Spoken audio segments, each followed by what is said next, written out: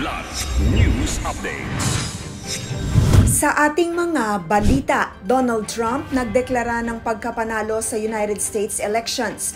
4 na milyong pisong halaga ng shabu na samsam sa mall sa Taguig.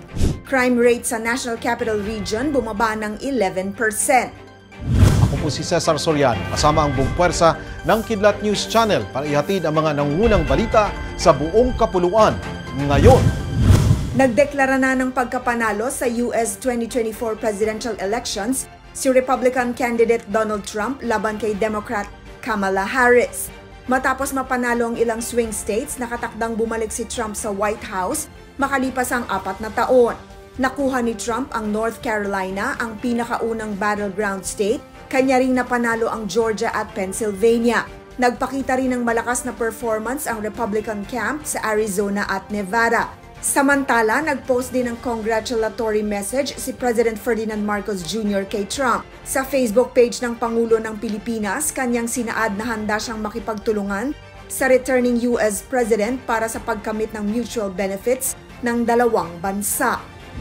Nasamsam ang mahigit 4 na milyong pisong halaga ng shabu habang arestado ang 2 suspect sa drug buy-bust operation sa isang mall sa lungsod ng Taguig. Kinilala ang 2 suspect na sina alias Alvin at alias Miracle. Nakumpiska sa kanila ang 600 gramo ng hinihinalang shabu na may market value na 4,080,000 pesos. Narecover din sa 2 suspect ang buy-bust money na ginamit sa operasyon. Kumpiskado naman kay alias Alvin ang isang baril at magazine na may lamang mga bala. Nahaharap ang mga suspect sa paglabag sa Dangerous Drugs Act of 2002. Haharapin din ni alias Alvin ang kasong paglabag sa Comprehensive Firearms and Ammunition Regulation Act matapos makuhanan ng baril.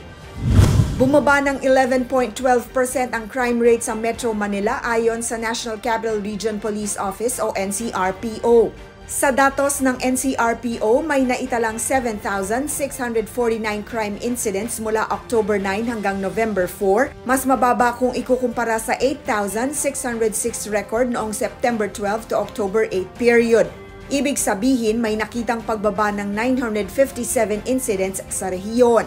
Nabanggit pa sa ulat ng NCRPO na proactive anti-criminality campaigns, strategic deployments at digital policing efforts ng pulisya ang ilan sa mga dahilan ng pagbaba ng crime rate sa rehiyon. Para sa Kidlat News Updates, ako si Rosalyn Sinchonko, nag-uulat. Atin niyo pong natunghayan ang mga headlines sa nakalipas na mga oras. Manatiling nakatutok para sa mga susunod na updates at breaking news. Ako po si Cesar Soriano, kasama nyo sa bawat pagputok ng balita.